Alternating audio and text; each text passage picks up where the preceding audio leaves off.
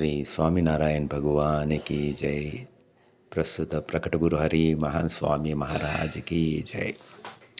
మనము ఇక్కడ ప్రస్తుతము 5 విషయాల గురించి తెలుసుకునే ప్రయత్నం చేద్దాం. ఒకటి, ఈ మందిరం అంటే ఏంటి, ఈ మందిరం విషయాలు ఏంటి. రెండవది, మనం ఇక్కడికి ఎందుకు వచ్చాము. మూడవది, ఇక్కడ విరాజులైన భగవంతుడు ఎవరు. నాలుగోది, వారు ఈ భూమండలానికి రానికి కారణం ఏంటి. ఐదోది, ఈ మందిరంలో జరుగుతున్న కార్యక్రమాల వివరాలు. ముందుగా, ఈ మందిరం పేరు అక్షరధామము. మన సనాతన ధర్మంలో ఈ శబ్దము అక్షరధామం అనేది సుపరిచితమైన శబ్దము. అనాదిగా అక్షరధామము అర్థాన్ని ప్రయత్నం చేసుకునేదే భగవతత్వము. ఈ ఒక్క అక్షరధామ శబ్దాన్ని గనక మనం కరెక్ట్గా అర్థం చేసుకోగలిగితే 100% ఈ క్షణమే మనము ముక్తిని అనుభవించవచ్చు అనమాట. అత్యాంతిక ముక్తిని అనుభవించవచ్చు అనమాట. అంత అద్భుతమైన శబ్దము అక్షరధామము. ప్రస్తుతము సికింద్రాబాద్ రసూల్పురంలో ఉన్న మందిరము కట్టి 23 సంవత్సరాలు అవుతుంది. ఈ కాంపౌండ్ వాల్ ఏరియా అంతా కూడా మనకి 2 ఎకరాలలో విస్తీర్ణంలో ఉంది అన్నమాట. ఇలాంటి అక్షరధామ మందిరాలు ప్రస్తుతము 59 దేశాలలో 1200కు పైగా కట్టారు. దాంట్లో విశిష్టత ఏంటంటే, అమెరికా న్యూజెర్సీ పట్టణంలో రాబిన్స్విల్లా అనే ప్రదేశంలో 8 సెప్టెంబర్ 2023లో 180 ఎకరాలలో అక్షరధామాన్ని ఓపెన్ చేయడం జరిగిందనమాట. అంతకన్నా ముఖ్యమైనది ఏంటంటే, ఫిబ్రవరి 2024లో దుబాయ్ ముస్లిం దేశంలో కూడా ఈ ఒక అక్షరధామాన్ని 50 ఎకరాలలో మనకి కట్టి అందరికీ అందించడం జరిగిందనమాట.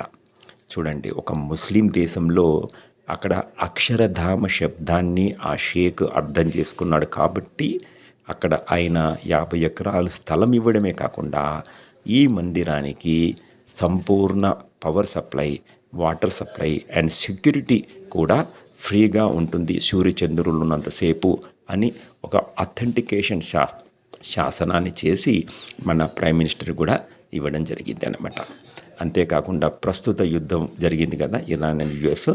ఆ సమయంలో కూడా లేటెస్ట్గా ఈ మందిరానికి ఎంతో అద్భుతమైన కవచంలాగా అక్కడ ఆర్మీని డిప్లాయ్ చేయడం జరిగిందనమాట. సో ఆ షేక్కి అర్థమైందంటే, ఇండియాలో భారతదేశంలో మనము ఈ గుడిని, ఈ అక్షరధామ శబ్దాన్ని ఎంత అర్థం చేసుకోవాలన్నది మనం ఇక్కడ పాయింట్ టు బి నోటెడ్ అనమాట. ఇది తెలుసుకోవాలన్నమాట. సరే, ఓకే, భూమండలం పైన ఉన్న అక్షరధామ విషయాలు తెలుసుకున్నాం. కానీ విశ్వంలో దీని స్థానం ఏంటి? ఈ అక్షరధామం అనేది విశ్వకేంద్రం అన్నమాట. అంటే సెంటర్ ఆఫ్ యూనివర్స్. ఇప్పుడు చూడండి, మనకు గురు బ్రహ్మ, గురు విష్ణు, గురుదేవో మహేశ్వర. మహేశ్వరుడు పరమేశ్వరుడు మనకి పంచభూతాలకి సంకేతం అంటాం అన్నమాట. ఈ పంచభూతాలలో మనకి భూమి, నీరు, గాలి, వేడి, ఆకాశం అని వస్తుందండి. మనం చూస్తున్న ఆకాశమే హై, అదే, ఇంకా దానికన్నా మీద ఏమి లేదు అని అనుకుంటాం.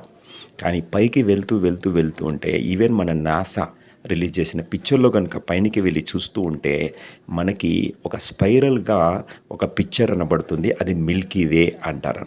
ఆ మిల్కీ వేనే ఆకాశగంగా. ఇప్పుడు మనం కనబడుతున్న ఆకాశము ఆకాశగంగా. అదే శివుడికి జటం అనమాట, పైన ఉన్న జడ అనమాట. అందులో గంగమ్మ తల్లి ఉంటుందని మనకు తెలుసు. ఇలాంటి ఆకాశగంగలు విశ్వంలో అనంతకోటి ఉన్నాయి అన్నమాట. ఈ అనంతకోటి ఆకాశ గంగలుతో పాటు ఈ త్రిమూర్తులు విరాట బ్రహ్మ శరీరంలో ఉంటారన్నమాట. దాన్నే బ్రహ్మాండం అన్నారు ఆధ్యాత్మికంలో.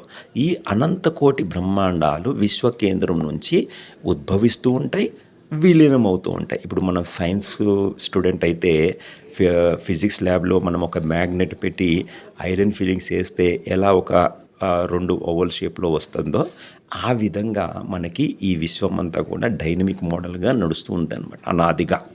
ఇప్పుడు మనమున్న ఈ బ్రహ్మాండం, ఈ ఆకాశగంగ లోపట, ఈ వసుదేవ కుటుంబం అయిన 14 లోకాలలో భూమండలంలో మనం ఉన్నాం కదా, ఇక్కడికి ఆ విశ్వకేంద్రం నుంచి ఈ బ్రహ్మాండంలోకి ఫస్ట్ టైం సాక్షాత్తు ఒక పరబ్రహ్మ తనతో పాటు అనాది మూలక్షరం అక్షర బ్రహ్మని తీసుకురావడం జరిగింది ప్రకటంగా శరీర రూపంలో. ఈ మనం ఉంటున్న ఈ బ్రహ్మాండంలోకి విరాట బ్రహ్మ ఆయుష్ ప్రస్తుతానికి 50 సంవత్సరాలు దాటి 51వ సంవత్సరంలో ఫస్ట్ డే మిడ్ డే మధ్యాహ్నంలోని 28వ మహాయుగంలోని కలియుగంలో మనం ఉన్నామన్నమాట. మనకి రోజుకి 12 గంటలు ఎలాగో ఈ విరాట బ్రహ్మకి ఒక రోజుకి 1000 మహాయుగాల సమయం అన్నమాట. చూడండి, 50 సంవత్సరాలు పూర్తయిందంటే ఎన్ని కోట్ల సంవత్సరాలు అయినట్లు లెక్క. అలాంటి ఒక అనాది సమయం నుంచి ప్రస్తుత కాలమానంలో మనకి ఆ పరబ్రహ్మ సాక్షాత్తు మూలాక్షరాన్ని తీసుకొని జననం తీసుకొని రావడం జరిగింది. మరి ఈ దేవదేవతలంతా ఎలా వచ్చారు? రాముడు, నరసింహస్వామి, కృష్ణుడు, వినాయకుడు, ఆంజనేయస్వామి వీళ్ళందరూ ఎలా వచ్చారంటే ఈ 14 లోకాలలో ఈ వైకుంఠంలో, సత్యలోకంలో, కైలాసంలో ఉన్న వాళ్ళు ఇప్పటివరకు వచ్చారనమాట. కానీ ఇప్పుడు వచ్చింది విశ్వకేంద్రం నుంచి రావడం జరిగిందనమాట. సో దీన్ని కొంచెం అర్థం చేసుకునే తత్వం చూద్దాం. మనకు హైదరాబాద్లో మనం ఉన్నాము. వైజాగ్లో మనకి దూరంగా మనకు ఒక ఇల్లు ఉందనుకోండి. అక్కడ మనకి 2 పనులు పడతాయి. ఒకటి, ఒక మున్సిపల్ బిల్లో, ఎలక్ట్రిసిటీ బిల్లో కట్టాలనుకోండి. అప్పుడు మనం ఏం చేస్తాము? మనం వెళ్ళాం హైదరాబాద్ నుంచి. ఇక వైజాగ్లో ఉన్న వాళ్ళనైనా, లేకపోతే కాకినాడలో, రాజమండ్రిలో ఎవరో మన స్నేహితులు ఉంటే అక్కడ మనకి ఆ పని చేసి ఆ పని రిపోర్టు మనకి అందిమని చెప్తాం. రెండోది, దానికి కావాల్సిన అమౌంట్ కూడా మనం ఆన్లైన్లో ఎక్కడో దగ్గర ఆయనకి అందేటట్టు చూస్తాం. రెండోది, ఆధార్ కార్డు ఫింగర్ ప్రింటింగ్ కావాలనుకోండి. అప్పుడు మనం ఏం చేస్తాము? ఈ రెండోది అనేది ఇంపార్టెంట్ యాక్టివిటీ, ముందు అనేది అర్జెంట్ యాక్టివిటీ. అర్జెంట్ వేరే వాళ్ళతో చేయించవచ్చు, కానీ ఇంపార్టెంట్ మనమే చేయాలి. అప్పుడు మనం ఏం చేస్తాము? మనమే వెళ్ళి ఆ పని పూర్తి చేసుకొని ఆధార్ కార్డు ఫింగర్ ప్రింట్ తీసుకొని వచ్చేస్తామన్నమాట. సో ఇన్ని యుగాల ఈ యుగాల నుంచి ఒక రోజుకే 1000 మహాయుగాలు. అలా 50 సంవత్సరాలంటే 355 రోజులు ఇంటూ 1000 అంటే దాదాపు కొన్ని కోట్ల సంవత్సరాల నుంచి మనకు ఈ భూమండలం పైన ఋషులకు ఎప్పుడెప్పుడు ఇబ్బంది కలిగిందో వారు పరబ్రహ్మకి మూర పెట్టుకున్నప్పుడు ఆ పరబ్రహ్మ వారికి ప్రసన్నమయ్యి వారి బాధలు తీర్చనికి ఈ 14 లోకాలలో ఉన్న దేవీ దేవతలని భూమండలానికి పంపించి ఆ ధర్మస్థాపన చేసి ఈ ఋషుల నుంచి బాధ నుంచి విముక్తి చేయడం జరిగిందనమాట. అలా అనాదిగా జరుపుకుంటూ వస్తుంది. సో ఈ జరిగిన కార్యక్రమాలన్నీ చూస్తే మనకి రోజువారీ కార్యక్రమాల్లో బాధల్లో కనుక తీరితే అది నిత్య ప్రళయము. సో ఆ రోజు బాధలన్నీ కూడా నిత్య ప్రళయం అంటారు. రోజు బాధలు వస్తుంటాయి అనమాట. అది నిత్యముక్తి కలుగుతుంది అనమాట ఈ బాధలు తొలగిస్తే. కానీ మరి ఈ మన ఆయుష్ అంతా బాధలు వస్తాయి కదా, మనకి ఎంత ఆయుష్ ఉంటుందో ఆ ఆయుష్లో వచ్చిన బాధలు నిమిత బాధలు అనమాట. నిమిత బాధలను తొలగితే నిమిత ముక్తి దొరుకుతుంది అనమాట. అలాగే మనము ఈ బ్రహ్మాండం ఉన్నంతసేపు కనుక బాధలు తొలిగితే ఆ బాధలు తొలగిన ముక్తి మనకి ప్రకృతి ముక్తి అంటారనమాట. అంటే ప్రకృతి నిత్యముక్తి, నిమిత్త ముక్తి, ప్రకృతి ముక్తి అనేది ఒక బ్రహ్మాండం వరకు దొరికే ముక్తి. కానీ బ్రహ్మాండం విలీనమవుతుంది, మళ్ళీ బ్రహ్మాండం ఉత్పన్నమైనప్పుడు మళ్ళీ కొత్తగా జీవుడు జీవితం గడపాల్సిందే. ఈ లాస్ట్ అనాది ముక్తి, అత్యాంతిక ముక్తి పొందాలి, అత్యాంతిక ప్రళయాన్ని దాటాలంటే అనంతకోటి బ్రహ్మాండాల్లో మనము ఎన్ఓసి సర్టిఫికేట్ తీసుకోవాలన్నమాట. అది ఎవరికి చేయగలరు? ఇప్పుడు ఒక ఉరి శిక్ష మాఫీ చేయాలంటే ప్రైమ్ మినిస్టర్ చేయగలడా? సుప్రీంకోర్టు చేయగలదా? చీఫ్ మినిస్టర్ చేయగలడా? నో. గవర్నర్ చేయగలడా? నో. ఓన్లీ మనకి ప్రెసిడెంట్ మాత్రమే చేయగలరన్నమాట. అలా అత్యాంతిక ముక్తిని ప్రసాదించడానికి ఇప్పుడు పరబ్రహ్మ మన ధామానికి రావడం జరిగింది. అదే కాకుండా అక్కడున్న మూలక్షరిని కూడా గురు పరంపర స్థాపించడానికి ఇక్కడికి తీసుకురావడం జరిగింది. ఇప్పుడు మనము ఈ గుడి గురించి కొంచెం తెలుసుకున్నాం. ఈ అక్షరధామం ఏంటి, ఎక్కడి నుంచి ఇక్కడికి వచ్చారు. ఇప్పుడు మనం ఎందుకు ఇక్కడికి వచ్చాం మరి ఈ గుడికి దర్శనానికి? పూర్వజన్మలో మనమంతా ఋషులం అన్నమాట. మనము ఎంతో తపస్సు చేసిన వాళ్ళం అన్నమాట. తపస్సు ఎలాంటి తపస్సు? ఒక వక్క ముక్క మీద తలపెట్టి కాలు పైకి పెట్టి మనకి ఘోర తపస్సులో భాగంగా శరీరము, స్థూల శరీరము, దానిలో ఉన్న మనసు, బుద్ధి, చిత్తం, అహంకారమైన సూక్ష్మ శరీరము, దానిలో ఉన్న కారణ శరీరం కోరికలు కూడా పటాపంచలయ్యే తపస్సు చేశాం కాబట్టే దానిలో ఉన్న 4వ శరీరమైన ఆత్మ దర్శనమై అందులో పరబ్రహ్మ దర్శనం మనకి కలిగింది కాబట్టే ఇవాళ మనకి ఇచ్చాం. ఇప్పుడు మనము ఎగ్జాంపుల్ మార్కెట్లో ఎంతోమంది లక్షల మందిని చూస్తుంటాం. వాళ్ళందరినీ పలకరిస్తామా? లేదు. ఎవరిని పలకరిస్తాము? ఏదైనా మన ఫ్రెండ్స్ అయినా, లేదంటే మన చుట్టాలైనా, లేదంటే మన కుటుంబ సభ్యులు. సో ఈ మందిరానికి వచ్చామంటే ఈ మందిరంలో ఉన్న విరాజులైన పరబ్రహ్మ అక్షర బ్రహ్మతో మనము పూర్వజన్మలో తపస్సులో భాగంగా పరిచయం ఏర్పడింది. అది ఫ్రెండో, రిలేటివో, కుటుంబ సభ్యులో మనము ఈ మందిరానికి ఎన్నిసార్లు వస్తున్నామన్న దాన్ని బట్టి నిర్ధారణ అవుతుంది. రిలేషన్ అయితే ఉంది, అది సత్యం. అందుకని ఇవాళ మనం ఇవ్వడం వచ్చాం. మరి ఇన్ని సంవత్సరాలు ఎందుకు రాలేదంటే, ఇంత ఆయుష్ వచ్చిన మనం లేటుగా ఎందుకు వచ్చామంటే పూర్వజన్మలో మన తపస్సుతో పాటు చిన్నో పెద్దో తప్పులు చేసి ఉంటాం. సో ఆ తప్పులలో భాగంగా కొంత నిమిత్తంగా మనం లేటుగా రావడం జరిగింది. ఇక్కడ ఉన్న చిన్నపిల్లలు అతి తక్కువ తప్పులు చేశారు కాబట్టి తొందరగా వచ్చారు. పెద్దవాళ్ళం కొంత ఎక్కువ తప్పులు చేశాం కాబట్టి లేటుగా వచ్చాం. ఇప్పుడు ఆ తప్పులు లెక్క పెట్టిన అవసరం లేదు, కాంపిటీషన్ అవసరం లేదు. మనము వచ్చామా, అది ఆనంద స్థితి. సో 2వ పాయింట్ తెలుసుకున్నాం. 3వది, ఇక్కడ విరాజులైన వాళ్ళు ఎవరు? కొద్ది గొప్ప తెలుసుకున్నాం. విశ్వకేంద్రం నుంచి వచ్చారు, అక్షర బ్రహ్మ, పరబ్రహ్మ. సో ఇప్పుడు మనకి అది ఇంకా విశిష్టంగా తెలుసుకోవాలంటే మనకు ఒక తెలిసిన శ్లోకం ఉంది. ఏంటది? ఇప్పుడు గుడి మెట్లు ఎక్కుతున్నప్పుడు కూడా మెట్లు కూడా 24 ఉన్నాయి. మీరు లెక్క పెట్టారో లేదో, 8, 8, 8 అనమాట. 24 ఏంటి తెలుసుకోవాలి, 8 ఏంటి తెలుసుకోవాలి, 3 కూడా ఏంటి తెలుసుకోవాలి. ఆ 3 ఏంటి? జననం, జీవనం, మరణం, సత్యలోకం, వైకుంఠం, కైలాసం. బ్రహ్మదేవుడు, విష్ణుమూర్తి, కైలాసంలో ఉన్న శంకరుడు అనమాట. సో బ్రహ్మదేవుడు మనకి 84 లక్షల శరీరాలని తయారు చేస్తాడు. ఈ 3 ధామాలే బ్రహ్మాండం. సో ఈ ఉత్పత్తిలో భాగంగా ఈ బ్రహ్మాండాలని పరబ్రహ్మ ఎందుకు ఉత్పన్నం చేస్తాడు? ఇప్పుడు మనమంతా చదువుకున్న వాళ్ళం. కొంతమంది క్వశ్చన్ చేస్తారు, అసలు ఈ బ్రహ్మాండాలు ఎందుకు, ఈ మాయ ఎందుకు, భగవంతుని దగ్గరనే ఉండొచ్చు అన్నది కూడా ఒక క్వశ్చన్ వేస్తారు. మరి మనమంతా చదువుకున్న వాళ్ళమే, మన పిల్లలకి చదువు చెప్పగలమా? లేదు.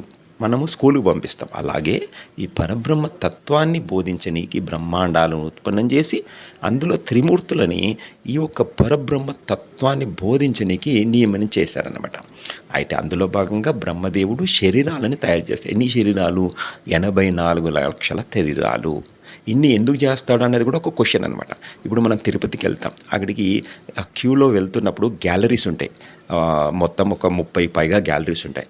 ఆ గ్యాలరీస్లో ఈ గ్యాలరీసే ఈ శరీరాలు అనమాట. ఇప్పుడు ఈ శరీరాల్లో ఉంచుకుంటూ ఏం చేశారు? మన జీవుడికి బ్రహ్మ విద్య బోధిస్తూ వచ్చారు. బ్రహ్మ విద్య ఎలాంటి బ్రహ్మ విద్య? ఇప్పుడు మనము ఎగ్జాంపుల్ కొబ్బరి చెట్లో ఉన్నాం అనుకోండి. కొబ్బరి వేర్ల నుంచి చెట్టు నీళ్లు మాత్రమే లోపలికి లాగుతుంది. ఆ నీళ్ళని కొబ్బరి నీళ్ళలాగా ఎలా తయారవుతుందన్న మహిమ చూపెట్టాడనమాట. అది పరబ్రహ్మ తత్వం అనమాట అక్కడ. అలాగే నిమ్మ చెట్లు ఉన్నప్పుడు నిమ్మరసము, చెరుకు గడ్డలో ఉన్నప్పుడు చెరుకు రసము, మామిడి చెట్లో ఉన్నప్పుడు మామిడి రసము, దానిమ్మ చెట్లో ఉన్నప్పుడు దానిమ్మ పండు ఎలా తయారైంది, ఇట్లా జామకాయ ఎలా తయారైంది, అల్లనేరుడు పండుతో ఎలా తయారైంది, ఈ జీవరాశుల్లో ఉన్నప్పుడు మనకి ఆ తత్వాలు బోధించడం జరిగిందనమాట. గుర్రంలో ఉన్నప్పుడు ఎలా అంత ఫాస్ట్గా పరిగెడుతుంది, ఎంత శక్తివంతమైన గుర్రం ఎలా పరిగెడుతుంది, ఇలా అన్నీ చూపెట్టడం మొదలుపెట్టాడు అనమాట. అలా అయిన తర్వాత 83,99,999 శరీరాల వరకు తీసుకొచ్చి ఆ బ్రహ్మదేవుడు ఈ విష్ణుధామంలోకి మనల్ని ప్రవేశపెట్టడం జరుగుతుందన్నమాట. అదే మనకి మనిషి జన్మ. ఇప్పుడు దశావతారాల్లో కూడా చూస్తే ఫస్ట్ మత్స్య అవతారం తర్వాత బోర్ అవతారం తర్వాత తాబేలు అవతారం తర్వాత నరసింహస్వామి ఏంటంటే ఇంకా అటు జంతువు ఇటు మనిషి అనమాట. తర్వాత వామనుడు, తర్వాత రాముడు, కృష్ణుడు పూర్తి నాగరికతకు వచ్చిందనమాట. అలాగే ఆ ఒక బ్రహ్మదేవుడు ఈ 83,99,999 చెట్లు ప్లస్ జంతువులు అయిన తర్వాత మనుష్య రూపంకి వచ్చిన వాణ్ణి జీవుణ్ణి ఈ విష్ణుధామంలో అష్ట ఐశ్వర్యాల మధ్యలో వదిలిపెడతాడనమాట. ఇప్పుడు ఆ రోలు విష్ణుమూర్తి ఏం చేస్తాడంటే ఈ అష్టలక్ష్మిల ఆవరణలో ప్రసాద రూపంలో మనకి ఇస్తారనమాట. వీడు జీవుడు ఇక్కడ విష్ణు ధామంలో వచ్చినప్పుడు ఈ 14 లోకాలు ఉంటాయి అన్నమాట. ఈ 14 లోకాలలో మనకి భోగభాగాలు ఉంటాయి, కష్టాలు కూడా ఉంటాయన్నమాట. అంటే స్వర్గాలు నరకాలు. ఇక్కడ ఈ అష్టదిగ్బంధనం అయిపోతున్నాడనమాట. ఏంటంటే ధనలక్ష్మి, ధాన్యలక్ష్మి, విద్యలక్ష్మి, వీరలక్ష్మి, సంతానలక్ష్మి, ఆదిలక్ష్మి, విజయలక్ష్మి, విద్యలక్ష్మి, ఈ 8 లక్షలు వీడికి కనబడేటప్పుడు ఎలా కనబడుతుందంటే, చెట్లకి మామూలుగా వేర్లలో ఉంటుంది శక్తి, జంతువులకి అంతా వెన్నుపూసలు ఉంటుంది, మనిషికి మాత్రమే పైన మెదడు యాక్టివేట్ అవుతుందన్నమాట, బిగ్ బ్రెయిన్. ఈ వెన్నుపూస అనేది జంతువులకి చిన్న బ్రెయిన్ అనమాట. సో ఈ పెద్ద బ్రెయిన్ యాక్టివేట్ కాగానే వాడి ఆలోచనలో ఈ అష్టలక్ష్ములు కనబడడం మొదలు పెడతాయి అనమాట. ఈ కనబడేసరికి వాడి కన్ను ఎర్రగైపోయి అదంతా లోభ, కామ, క్రోధ, మద, మత్స, ఈర్ష, అహంకార, లోభములకి వచ్చేస్తాడన్నమాట. ఇదంతా నా దగ్గరే ఉండాలి, ఇంకెవరికి అందొద్దు అన్న ఒక భావన ఉత్పన్నమవుతుందన్నమాట.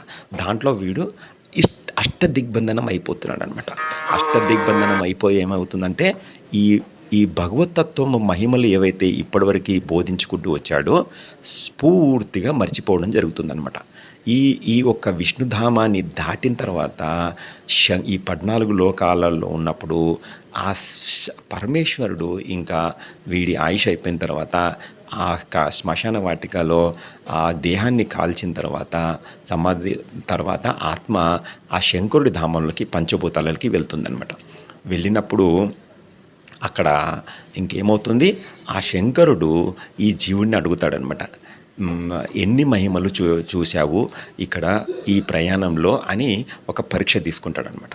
ఈ అష్టదిగ్బంధమైన జీవుడు ఒక్క సమాధానం కూడా చెప్పలేకపోతున్నాడు. ఏం చెప్తున్నాడు, ఇదంతా నేను, నాది, నా వాళ్ళు అన్నది మాత్రమే వాడి మనసులో రికార్డ్ అయి ఉంటుందన్నమాట. వీడు ఏమీ నేర్చుకోలేదు దద్దమ్మ అని చెప్పి మళ్ళీ గర్భంలోకి, బ్రహ్మధామం అంటే గర్భము, గర్భం బయటకు వస్తే విష్ణు ధామము, ఆ శ్మశాన వాటిక తర్వాత శంకరుడి ధామం అంట. ఈ 3 ధామాల్లోనే తిరుగుతూ పునర్జన్మలో ఉన్నాడు చిక్కుకుపోయిన జీవుడు అనమాట. ఈ అనాది అజ్ఞానం, ఈ అష్టదిగ్బంధనం కాకుండా ఇదంతా భగవద్దత్వమే, ఇదంతా భగవంతుని లీలలు స్మరించుకుంటూ ఈ ఒక జీవుడు ముక్తిని లభించాలి అన్న ఒక ఉద్దేశంతో సాక్షాత్తు పరబ్రహ్మ ఒక ముక్తుడు ఎలా ఉంటాడని ఫస్ట్ టైం మన బ్రహ్మాండంలోకి రావడం జరిగింది. ఇంతమంది దేవీ దేవతలు వచ్చినప్పుడు ఈ ముక్తుడు ఎవరు, ఎలా ఉంటారు అన్నది ఎవరూ చూపెట్టలేదు. వాళ్ళు వచ్చేప్పుడు రాముడు వచ్చాడు, ఎందుకు వచ్చాడు, రావణాసుని అంతం చేయనికి. కృష్ణుడు ఎందుకు వచ్చాడు, కంసుని అంతం చేయనికి. నరసింహస్వామి ఎందుకు వచ్చాడు, హిరణ్యకశిపుని అంతం చేయనికి. వామనుడు ఎందుకు వచ్చాడు, మహాబలిని అంతం చేయకి. అమ్మవారు ఎందుకు వచ్చింది, మహిషాసుని అంతం చేయకి. కానీ ఇప్పుడు వచ్చింది ఏంటంటే, మనలో ఉన్న అనాది అజ్ఞానం పోగొట్టేనికి అనమాట. మనిషి ఈ తిరుపతిలో కంపార్ట్మెంట్స్ దాటినాక ఏం చేస్తాము, తిరుపతిలో బంగారు వాకిలు దాటినంత వెంకటేశ్వర స్వామిని ఎంత అద్భుతమైన దర్శనం మనకు కలుగుతుంది. అక్కడ మన మనసులో ఆలోచన వస్తుందా, లేదు. అలాగే పూర్తిగా మనిషి జన్మ 100 సంవత్సరాలు అంటే మనకు ఈ 100 సంవత్సరాలలో 300 కోట్ల గిఫ్ట్ ప్యాక్ ఉందన్నమాట. ప్రతి సెకండు మనం భగవత్ నామస్మరణలో భగవంతుడు సర్వపరి, సర్వకర్త, ప్రకట, సాకారమని మనం ఉండాలన్నమాట. దాంతో మనము ముక్తి పొందే అవకాశం ఉందన్నమాట. ఆ ముక్తి ప్రదానం కోసమే ఒక ముక్తుడు ఎలా జీవిస్తున్నాడో చూడు అని మూలాక్షరిని మనకి పరిచయం చేయడానికి ఆ సాక్షాత్తు పరబ్రహ్మ అయోధ్య దగ్గర చెప్పయ్య గ్రామంలో 1781లో జననం తీసుకున్నారు. 1785లో మనకి అక్షర బ్రహ్మ గుజరాత్ భాద్ర గ్రామంలో జననం తీసుకున్నారనమాట. అయితే ఈ పరబ్రహ్మ చిన్నతనం పేర్లు హరికృష్ణ మహారాజ్, ఘనశ్యామ్ మహారాజ్. వారు అక్కడ కేవలము 11 సంవత్సరాలు మాత్రమే ఉన్నారనమాట. ఈ 11 సంవత్సరాలలో అద్భుతమైన లీలలు ప్రదర్శించి 14-11 సంవత్సరాల లోపే వాళ్ళ తల్లిదండ్రులు చూడండి ఎంత గొప్ప తల్లిదండ్రులు. కాకపోతే పరబ్రహ్మ తన గర్భం నుంచి జననం తీసుకుంటారు. ఆ ఒక్క పరబ్రహ్మ తల్లిదండ్రులకి ఆశీర్వాదంతో అక్షరధామం విశ్వకేంద్రంలో స్థానం ఇప్పించి ఇంకా గృహత్యాగం చేసేసి భారతదేశం అంతా నీలకంఠ పేరుతో 12,800 కిలోమీటర్లు 7 సంవత్సరాల 1 రోజు 1 నెల 24 రోజులు తిరుగుతాడనమాట, ప్రదక్షిణ చేస్తాడనమాట. ఈ పాదయాత్రలో భాగంగా మానసరోవర్ కూడా ఎక్కి దిగడం జరుగుతుందనమాట. ఆ తర్వాత ఆ పరబ్రహ్మ మానసరోవర్ ఎలా ఎక్కాడు, ఆ మానసరోవర్ నుంచి సరయూ నది కిందికి వస్తుందన్నమాట. ఇప్పుడు కూడా వస్తుంది, అయోధ్య దగ్గర మనం చూడొచ్చు. ఆ నది ఆ మానసవరం నుంచి అయోధ్య గుండా బంగాళాఖాతంలో చేరుతుందనమాట. ఈ నదికి ఆపోజిట్ డైరెక్షన్లో స్విమ్మింగ్ చేసుకుంటూ వెళ్ళాడు. ఇప్పుడు మన యూట్యూబ్లో చూస్తే 8 వీడియోలు ఆల్రెడీ రిలీజ్ అయ్యి ఉన్నాయి నీలకంఠ పైన. మన పిల్లలు కూడా చూపెట్టవచ్చు, పెద్దలు కూడా చూడవచ్చు అనమాట. ఆ తర్వాత తిరుపతి కూడా రావడం జరిగింది. అలా భారతదేశం అంతా తిరుగుతూ ఈ అనాదిగా ఈ బ్రహ్మాండంలో ఇప్పటివరకు కోట్లాది సంవత్సరాలు అయింది. ఈ బ్రహ్మాండం ఫామ్ అయ్యి 50 సంవత్సరాలు అయింది బ్రహ్మకి. ఈ అనాదిగా ఎవరెవరు ముముక్షులు ఉన్నారో, అవతార పురుషులు ఎవరైతే వచ్చారో వాళ్ళందరికీ కూడా ముక్తి ప్రదానం చేయడం మొదలుపెట్టారు. అందులో భాగంగా ఈ నీలకంఠమణి స్వామి జాంబవంతుడు కూడా, త్రేతాయుగంలో ఉన్న జాంబవంతుడు కూడా ముక్తి ప్రదానం చేయడం జరిగింది. అలా తిరుగుతూ గుజరాత్కి వచ్చిన తర్వాత ఇంకా ఆయన మిషన్ అండ్ విషన్ ఏంటి, అక్షరముక్తిని పరిచయం చేయించాలి. ఇంకా మూలక్షర్ని పరిచయం చేయించడం మొదలుపెట్టి 31 సంవత్సరాలు సుదీర్ఘంగా ఆ అక్షరముక్తిని పరిచయం చేస్తూ, సత్సంగాలు చేస్తూ బ్రహ్మజ్ఞానాన్ని ప్రచారం చేయడం మొదలుపెట్టాడు. జీవుడు ధర్మ జ్ఞాన వైరాగ్య భక్తి చేయాలి, అప్పుడే ముక్తి స్థానం లభిస్తుంది అని చెప్పాడు. ధర్మం అంటే మనం ఏమనుకుంటాం, ఏదో దాన ధర్మాలు చేయడం అంటే ధర్మం అది కాదు. ధర్మం అంటే మనకి అబద్ధాలు ఆడొద్దు, జూదం ఆడొద్దు, మందు తాగొద్దు, జీవహింస చేయొద్దు, ప్లస్ మనకి వ్యభిచారం చేయొద్దు. ఇవి శాస్త్రపరంగా గృహస్థ ధర్మాలు అనమాట. జ్ఞానం అంటే ఏంటి, లౌకిక జ్ఞానం కాదు, ఏదో చార్టర్డ్ ఇంజనీర్ అయిపోతా, డాక్టర్ అయిపోతా, లాయర్, అది కాదు. ఆత్మజ్ఞానం పొందాలన్నమాట మనిషి. ఈ మనిషి శరీరం ఒకటే భగవతత్వం తెలుస్తుందన్నమాట. ఏ జీవరాశికి ఇంకా అంత మెచ్యూరిటీ రాలేదన్నమాట. మూడోది, ప్రపంచ విషయాలు కంప్లీట్గా వైరాగ్యం ఉండాలి. అవి వాడుకున్నంతసేపు వాడుకోవాలి, మనకి ఎంత కావాలో అంత, రోజుకి ఎంత కావాలో అంత. అంతేగాని నా మునిమనుమలకి దాచిపెడతా, నా మనమలకి దాచిపెడతా అలా కాదు. ఆ లోభం ఉండొద్దు అనమాట. అది ప్రపంచం నుంచి వైరాగ్యం. ఆ తర్వాత చేసే నిస్వార్థ సేవయే నిజమైన భక్తి. అలా చేసేవాడే ధర్మ జ్ఞాన వైరాగ్య భక్తి మీద జీవించేవాడే మూలక్షరని పరిచయం చేయించాడు అనమాట. ఇంకా 31 సంవత్సరాల తర్వాత ఈయనకి 49 సంవత్సరాల ఆయుష్లో ఆయన అక్షరధామానికి వెళ్ళిపోతారు. తిరిగి ఇంకా ఈ అక్షర బ్రహ్మ తర్వాత కాలంలో ఆయన దేహత్యాగం చేసినప్పుడు భగత్జీ మహారాజ్ని, పరంపరలో శాస్త్రిజీ మహారాజ్ని, తర్వాత యోగిజీ మహారాజ్ని, తర్వాత ప్రముఖ స్వామి మహారాజ్ ఢిల్లీ అక్షరధామం 2005లో మనకు అందించారు కదా డిసెంబర్లో. ఆ స్వామి ఇప్పుడు మహాన్ స్వామి గారు 93 ఇయర్స్ గుజరాత్లో ఉన్నారు. ఆయన మనకి మూలక్షర్ అనమాట. ఆయనలో ప్రకటంగా భగవంతుని మనం దర్శనం చేసుకుంటాం. సో మనం ఈ గుడి గురించి తెలుసుకున్నాము, మనం ఎందుకు వచ్చామో తెలుసుకున్నాము, ఇక్కడ విరాజులైన వారు ఎవరో తెలుసుకున్నాము, వారు ఎందుకు వచ్చారో కూడా తెలుసుకున్నాం. ఇక్కడ జరిగే యాక్టివిటీస్కి వస్తే ఉదయం 7 గంటలకి, సాయంకాలం 7 గంటలకి హారతి ఉంటుంది.